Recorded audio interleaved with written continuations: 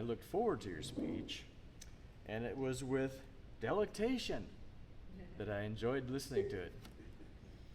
And part of the reason for that anticipation and delectation is because I have done just a little bit of backpacking. I did 2 5-day trips up in the High Sierras also. One was the Emigrant Wilderness, and one was over there somewhere in the Yosemite. But in that Yosemite trip, it was particularly enjoyable, so that was great. Now, you did something that was really I haven't seen before, and that is that you had this slideshow that was running automatically as you were giving your speech. And I thought that that was quite a nice touch. It really allowed you to give your speech without a whole lot of attention to the visuals, but the visuals were helpful to us to get a sense for what kinds of experiences were going on. So I thought that that was really good. Now, one little tweak that you might consider is that you could have taken each of those photos and expanded the size of them to occupy a larger portion of the screen, because they were like a little small portion, not the whole screen.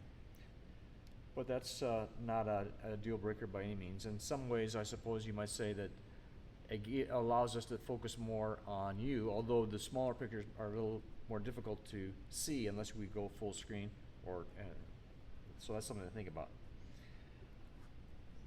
I do like the fact that you were authoritative and experienced to talk to this in a really way that you first had experience. And you were, because of that, you were confident and comfortable. You had strong presence. You had good vocal projection. Of course, that when you're in an audience, you really ought to be projecting to the people at the distant table. But in your case, you were speaking, and we could just turn up the volume. So the projection could have been just an artifact that we had, because we had the volume turned up loud. But those are all positives. I liked your speech very much.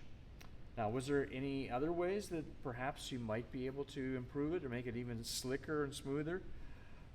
Well, one thing that you could consider doing, and something that I've done on speeches where I've given a longer time and they didn't have a timer, is you can have your own. You can set your own timer, so then you can watch that and you won't need to check to see, hey, how am I doing on my time? So that's one thing to think about. And of course, the fact that you ended your speech nicely with encouraging us to undertake the backpacking. But I suppose that one thing I would be curious to know about are there backpacking trips and experiences that are more suited to the older generation? That's what I would be interested in. Maybe that would be for your next speech. Thank you, Michael. Back to you, General Evaluator Ron. Thank you, Ron.